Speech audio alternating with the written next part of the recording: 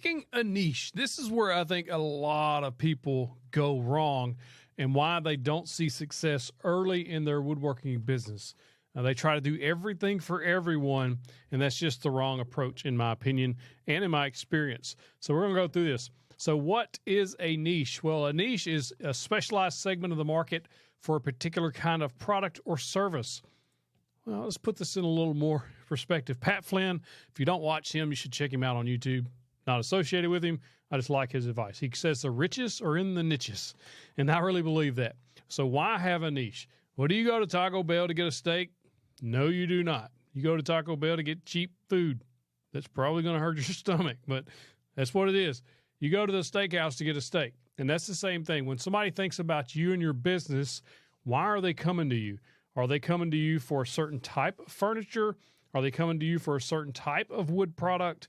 Or are they coming to you for a little bit of everything? And so you got to kind of define what you want to do with your business to set yourself up for success. You're not selling to everyone. Going too broad can really hurt you. So you're really trying to focus on a customer segment that you're going after, right? So we're going to talk about how to define that. You also become, once you pick your niche and you get developed in that, which can take a little bit of time, but that's okay. You become the go-to person for that product. For instance, when I first started, I started building some outdoor furniture, and I've done pretty good with that. And then I had someone ask me if I could build a table, a farmhouse table. And so I was like, yeah, I think I can do that. So I built the table, and then they asked me for something else once they got that. And then word starts getting out that I'm making this style furniture, and it really took off from there. I become the farmhouse furniture guy around in this area, and it did extremely well for me. We did very, very well building a lot of different farmhouse furniture over the years. That actual product or that segment of products are still popular in some areas today. Not so much here as the trends come and go, but that was a niche that I was able to capitalize on. When you also get in a niche, you can build processes to build your products faster. For instance, when I was making stove covers, I made so many of those. I got so good at making them, I could batch them out really fast. And when you do that, it brings your time that you're allowing or your time you're having to invest in building things down. You're producing more product with less time. That's more profit for you and your business.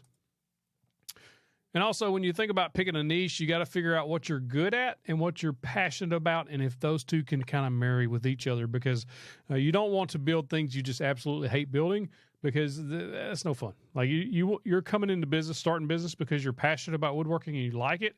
So if there's something that you just hate building, I recommend not even messing with it because you're just going to wind up burning yourself out on that product, and it's just not going to be fun. And we're trying to have fun here. Owning the business is hard work, but it should be fun work. All right, so mistakes you should avoid when you pick your niche. Number one, don't pick the wrong product. You got to be aware of seasonal products, right? So if you go all in on building planters or outdoor furniture, you have to know in certain areas of the country or world, those products go out of season. So what I did was I built outdoor furniture in the spring, a little bit in the summer, and in the fall, it starts getting colder. Those things go out of style. So you have to kind of fill in that area with some other product in your arsenal. If you go too niche, in other words, all you do is build outdoor furniture, that can help or hurt. But mainly what you don't want to do is be the guy that only builds benches, like outdoor benches. You build one bench and that's it. You don't have any other styles available. You may get really good at it, but what you're doing is you're kind of pigeonholing yourself into just a one product person. There's no way to really expound or scale that at this point, because you're going to get too focused on one product, and other people may be asking you to build something like, no, all I do is this. All I do is this. I think that's where a lot of people kind of make a few mistakes there. Also, when you're looking at developing your niche, a lot of people get what they call analysis by paralysis. What that means is you keep looking for something that's going to be like the major hit that you're going to make all this money on. It's got to be the perfect product, and you never build anything. So you wind up getting stuck with, well, that one won't work. This one won't work. I can't pick this one because XYZ or this, that, and the other. So really try to not hyper-focus on getting the perfect product right out of the gate. Now, what product should you build? Finding products that other people want seems fairly obvious, right? Well, how do you do that? market research. We got a market research module coming up that you're going to be going through that'll really dive into some of this stuff. But the way I did it, just kind of 30,000 foot view of it. What's Home Depot putting out? When it's springtime, what do they start doing? Matter of fact, in February, they start putting out their outdoor furniture. Why? Because that's when people are buying that stuff. Kirkland's. If you don't know what Kirkland's is, ask your wife. If you don't have a wife, ask your girlfriend. If you don't have a girlfriend, ask your mama. Kirkland's is like a home store with home decor, furniture, etc. We used to get all kinds of ideas from Kirkland's. We would walk in. I would literally pay attention to what my wife was looking at, and she would walk over to a table or an end table or some type of wall decor that I could make, and I would watch her. And that's how we kind of gauged what kind of products were popular at the time, because those companies, especially certain times of the year, will put out their products. So springtime, they're putting out spring stuff. Fall, they're putting out fall stuff. So you really pay attention to what those companies are doing, and you can see what products are selling or not selling, and just kind of study that stuff. Go in there a couple times a month and kind of get a feel for what's moving and what ain't. Also, another thing you can do as far as researching on what to make, look around your house. What products can you build better than are there? You know, and I know we all have bought the IKEA style or Walmart style MDF board TV stand that if it gets a little damp, somebody spills something on the coffee table, it warps and it just bends. It's not well made. So look around your house, find products that you can make better, and then figure out, well, is that something people are buying? So for me, TV stands. I sold a bunch of TV stands and a bunch of coffee tables and end tables. We know that those are popular products. So if you have an idea of a kind of a design, you can base it off of what you bought locally or whatever is popular in your area, and then build those type products. And that kind of helps you get kind of niche, and also it will help you kind of pick a style. So if you notice, well, this is the style furniture we love in our home. We have, more modern or contemporary style furniture. Let's see if I can build some of this stuff that's similar to this, but not made out of MDF. It's made out of real wood. That's a good way to do that. All right. Out of these products, which one do you feel confident making? Because if you see a TV stand or a dresser or a chest of drawers, you may not be at the skill level or the confidence level at this point to make or jump into making those products. Also, time investment. How much time is it going to take you to make that product? If it's not something you're ready to do, then scratch that one off the list. Maybe there's something lower end you can hit. If there's cutting boards, your spouse bought a very cheap cutting board that's kind of falling apart. It's not that great quality at Walmart. Can you make it better? Similar thing to any furniture or wood product in your house. If you can make it better out of real wood, that's where you go. Just make sure you're confident making it. And what I always say is, so when we go back to the analysis paralysis, everybody kind of worries about, well, what if I don't make this, or what if this doesn't sell? There's only one way to find out. I like to say, move fast, fail fast, because you're not going to know if it's going to succeed unless you make the product. I've made several products that did not do well or didn't sell well. So I would just figure those out. The only way to know it is to make it and see what happens. So if you're unsure, but you kind of think maybe it'll sell, make it, market it.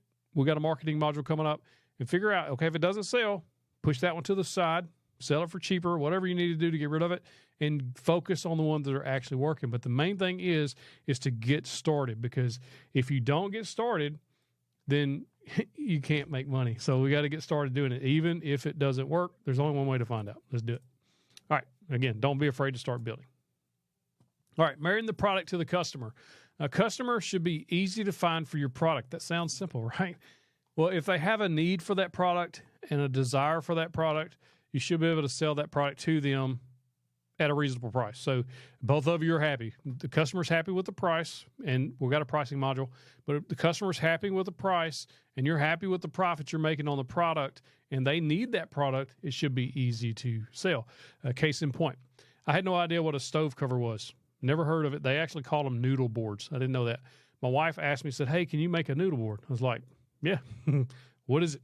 And so it's basically just a board that goes on top of the stove that has handles on it. She come up with her own design. That's another thing. If it's unique, it really catches attention.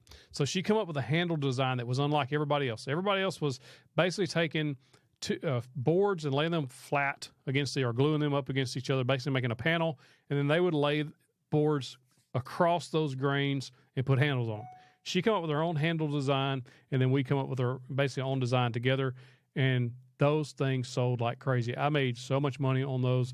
I sold hundreds of those. Literally on Etsy was making well over $30,000 a year in revenue just on stove covers.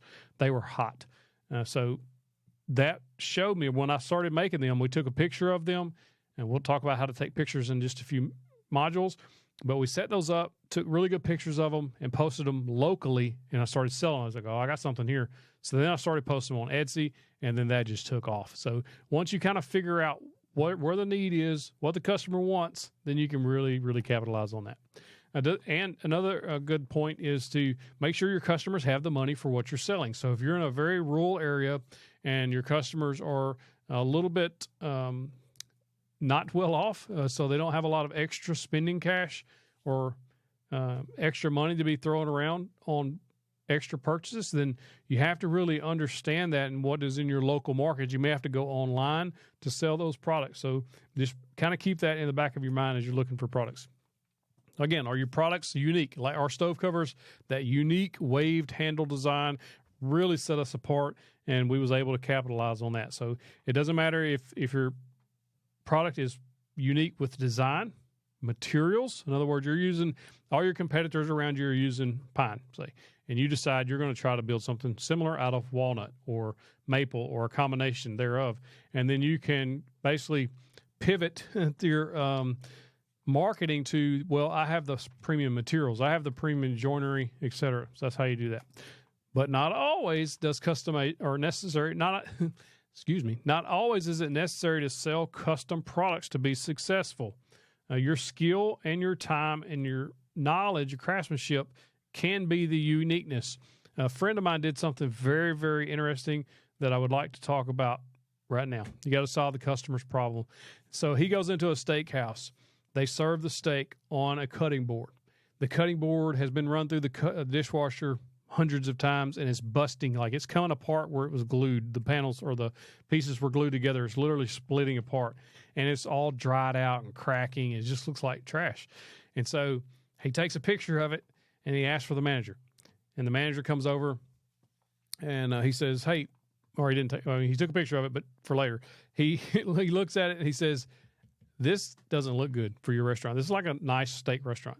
He said, I can build you these much, much better, and they will look really good.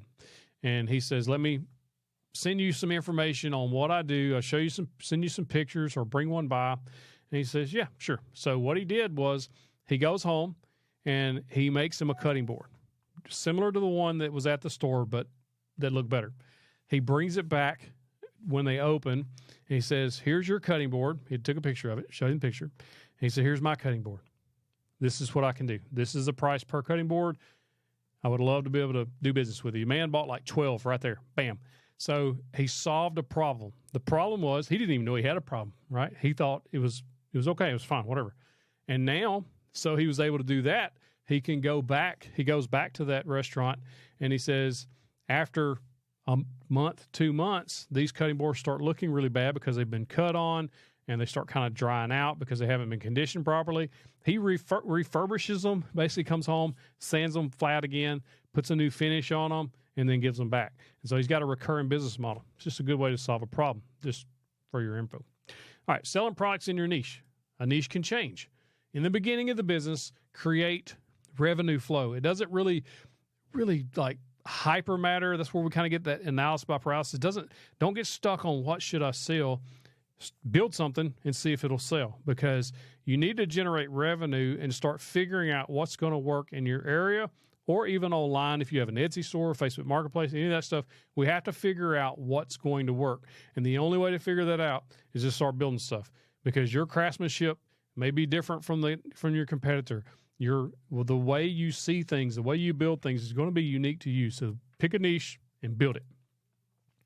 Don't be overly concerned with scaling the business with multiple products in the business beginning. A lot of people, they want to have a cutting board, they want to have the desk, they want to have the end table, they want to have a coffee table, and try to stockpile some of this stuff, or try to be the kind of the jack of all trades. I think that's the wrong approach. Pick one or two things that you're really good at building, or you have a passion about building if you haven't got started yet, and build it and see what happens. Similar to what I did. saw the outdoor furniture. I said, I think I can do that. It's in my price range. It's in my skill level. Build it, see what happens. The first set didn't look that good, to be honest with you. I was a little surprised they sold. But as I built more and more of them, I got better at it, and I was able to kind of streamline my process. And as you start to grow, customers will start requesting those custom builds. And so that's where you start scaling and worry about scaling at that point, because if you're building, end table, then you have a customer say, well, can you build me a coffee table, or can you build me a dining table? You will get that, especially in your local area, if you become the guy that or the girl that knows how to build those products. What are the custom products people are asking for? Solve the problem. So when you start getting those custom orders, you'll start seeing, okay, well, I've gotten 10 orders or 15 orders for an epoxy river table or for this style of table. That's where you know, well, there's a need, because if more than a few people start asking for that, then you kind of start hyper-focusing on that style or that niche. That's really going to help you grow. In the next module, we'll talk about building your portfolio.